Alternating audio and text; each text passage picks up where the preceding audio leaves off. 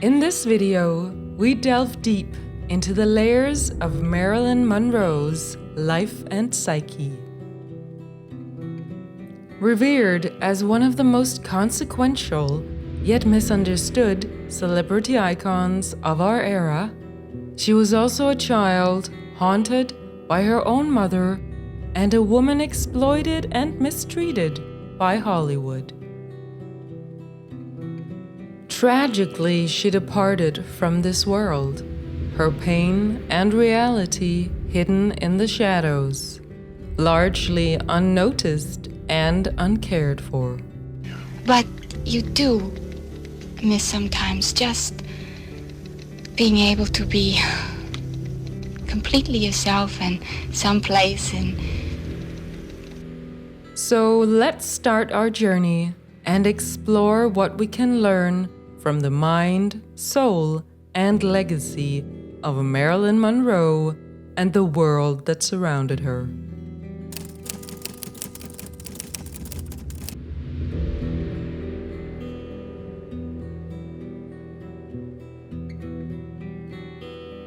The woman we recognize as Marilyn Monroe graced the world with her birth on June 1st, 1926, bearing the name Norma Jean Mortensen.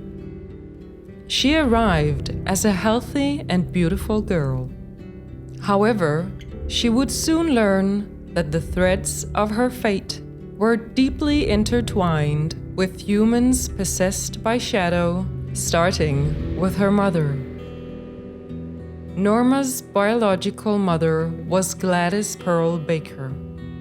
Gladys was born on May 27th in 1902 in Mexico, but grew up in the Los Angeles metro area in the United States.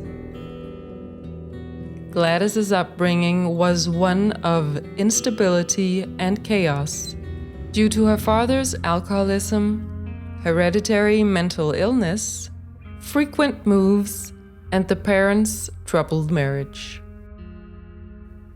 Gladys's father, Otis Elmer Monroe, was prone to fits of extreme rage and crying, migraines, dementia, and seizures. The mental health issues would prove so severe that it ended in the institutionalization of Otis Elmer Monroe at the Patton State Psychiatric Hospital in San Bernardino County in November 1908. Declared insane, his journey reached its conclusion in 1909 when he chose to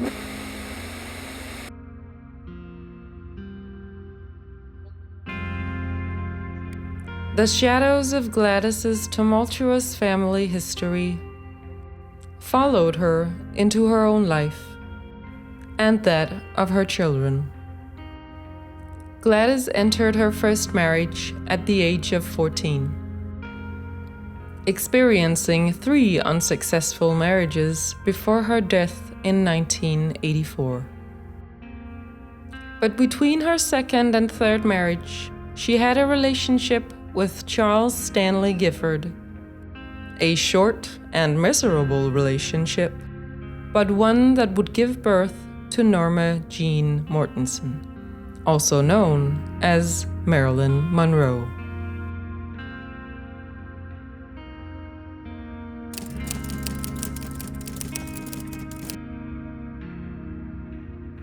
The generational trauma inherited by Gladys from her family would immediately and significantly start shaping Norma Jean's early life.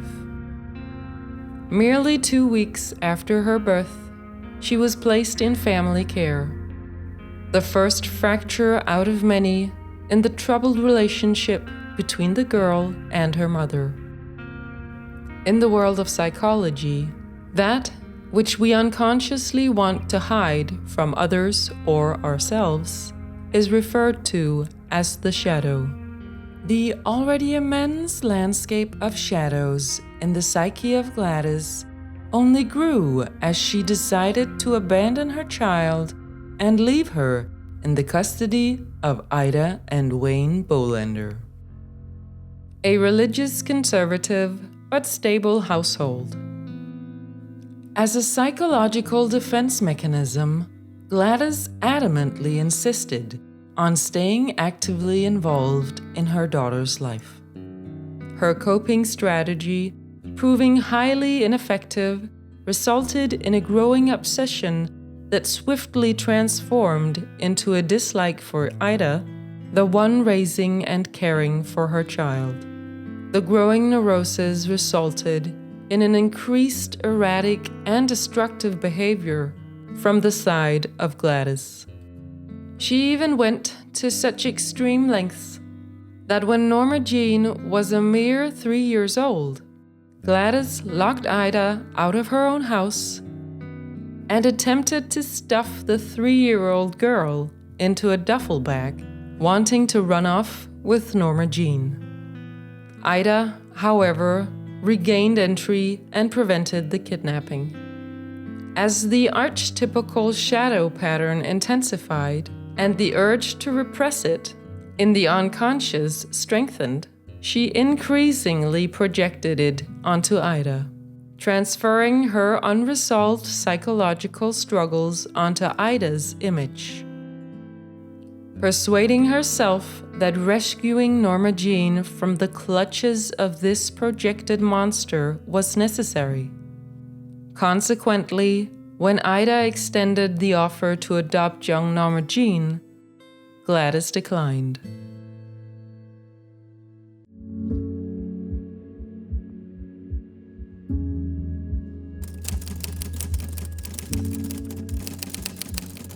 I never lived with my mother. As you know, my mother had, mental disturbances.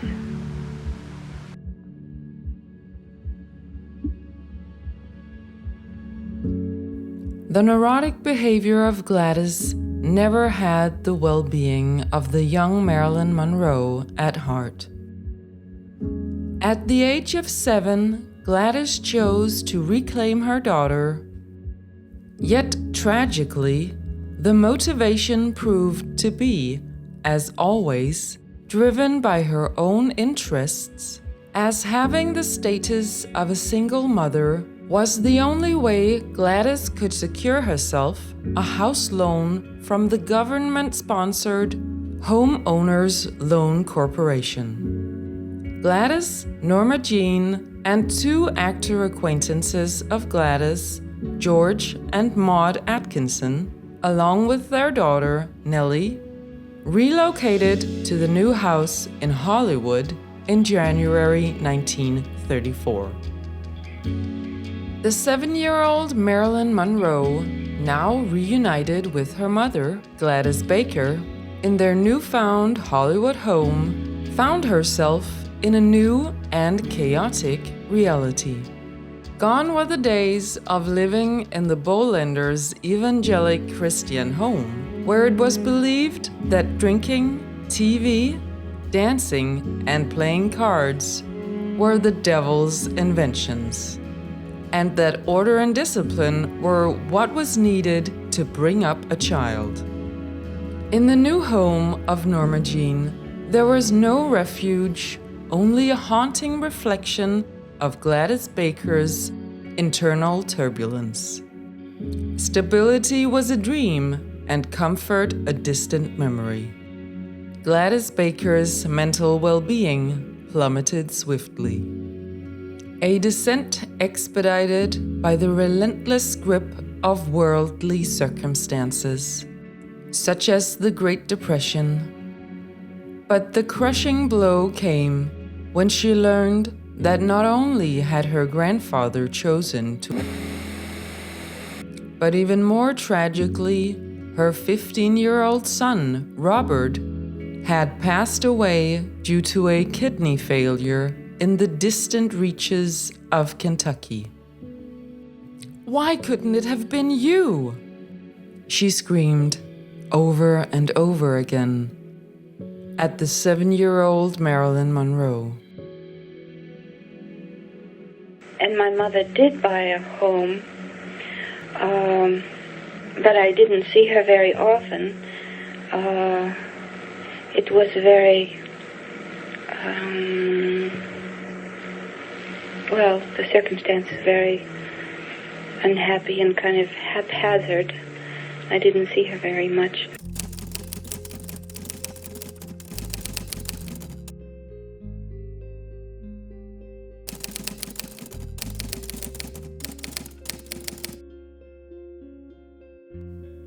The deterioration of Gladys's health persisted, leading to recurrent hospital stays driven by the weight of depression, anxiety, and other mental adversities.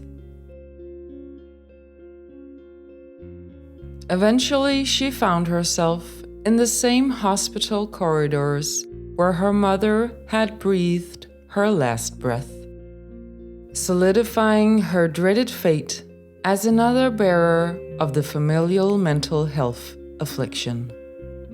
In the years that followed, Monroe experienced a constant flux of resistance, moving in and out of different homes and orphanages. On occasion, she resided with George and Maud Atkinson, the actors who had previously shared lodgings with Gladys, and with Grace Goodard, an old friend of Gladys. Norma Jean would encounter her mother only during the weekends when Gladys was well enough to visit. During these times, the little girl grew reserved, withdrawn, and developed a stutter. Adding to her story, Monroe, in her adult years, revealed that she had endured by adults on multiple occasions during this period in her life. Grace Goodard, now known to young Marilyn as Aunt Grace, eventually took on the role of the girl's legal guardian. Grace stood out as the sole person in the child's life who showed any genuine interest.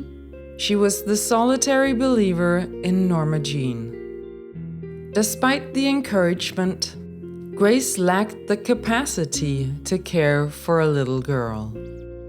I was taken there because they worked during the week. They worked very hard, and they didn't want to be bothered with a child around the house, I think. You know, you can't blame them. They were very tired. Consequently, Norma Jean returned to a cycle of foster homes until Grace exhausted her options for placing Gladys's daughter with families. The only remaining option was the Los Angeles Orphans' Home, a collection of red brick buildings on North El Centro Avenue. On September 13, 1935, Grace guided 9-year-old Norma Jean to the orphanage door. Confronted with the massive black sign, adorned with gold lettering, the child protested that there must be a mistake. She was not an orphan and didn't belong there. Grace had to forcibly bring her, amid screams and kicks, inside. Norma Jean had endured poverty, being treated as little more than an indentured servant by certain families, and the absence of a real home. However, finding herself confined in an orphanage was an entirely different ordeal. To the child, it signified that she truly amounted to no one in the world. The sensation of utter worthlessness hurt more than anything she had experienced in her short life. Oh, I don't know. It was about... Well, when I was put in the orphan's home, and I refused to go into the orphan's home. I mean, I said, I saw the orphan, I could read at 10, orphan, and I put my feet down on the sidewalk, and they had to drag me in. I said, I'm not an orphan. The dynamics in the relationship between Grace and Norma Jean were complex. While Grace certainly harbored a kind of affection for Norma Jean, it didn't align with the conventional notion of idealized maternal love.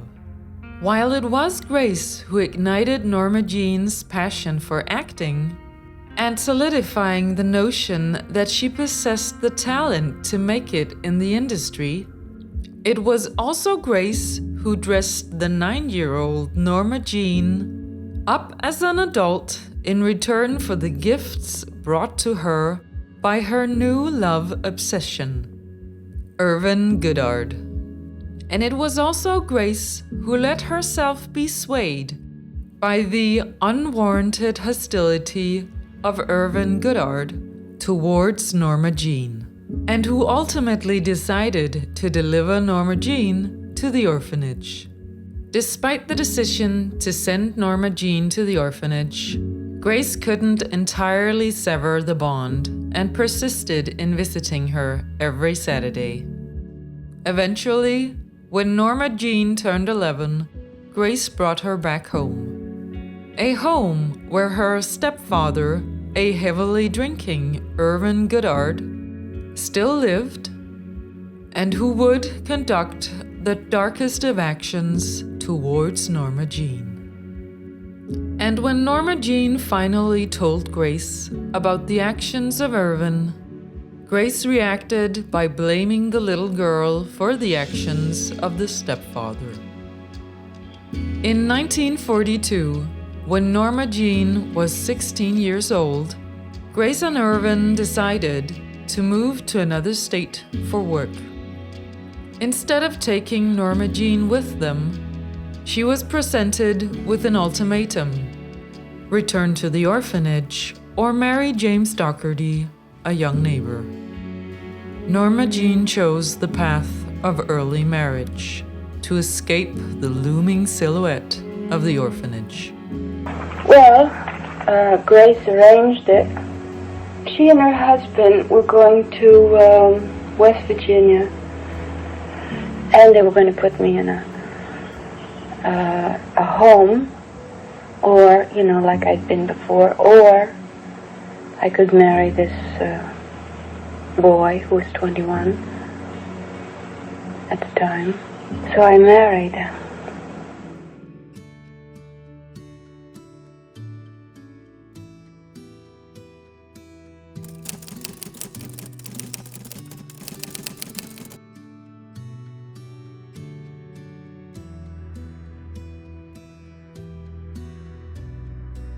Norma Jean's early years were marked by the enduring shadows of her mother's complex family history.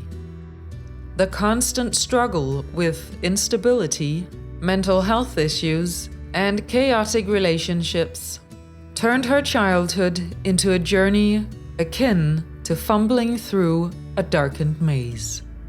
If your family's got a history of mental health issues, have the courage to pause and ask if you're carrying a piece of that history with you.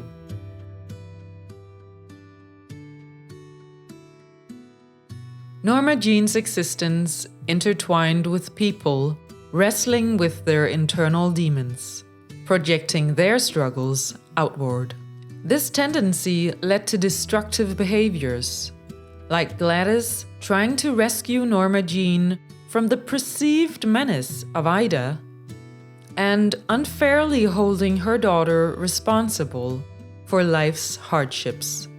Similarly, Grace attributed her husband's dark actions to Norma and used Norma as a means to live out her own dreams of becoming a star in Hollywood.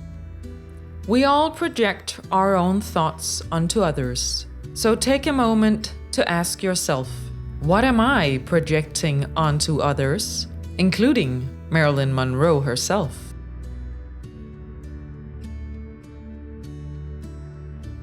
As Gladys spiraled into destructive patterns, she projected her unresolved psychological battles onto Norma Jean. This fostered an atmosphere where expressing emotions and seeking respect meant facing tangible and severe repercussions for Norma Jean. Consequently, Norma Jean learned to suppress specific feelings and expectations as a survival mechanism. The ultimate outcome was a woman who became adept of putting on a facade and, to a significant extent, embracing and tolerating abuse. Carry this awareness forward, recognizing that every individual is shaped by their surroundings in ways more profound than we often comprehend. Please share your thoughts and reflections in the comments. Also, feel free to suggest what story we should cover next. We wish you all the best.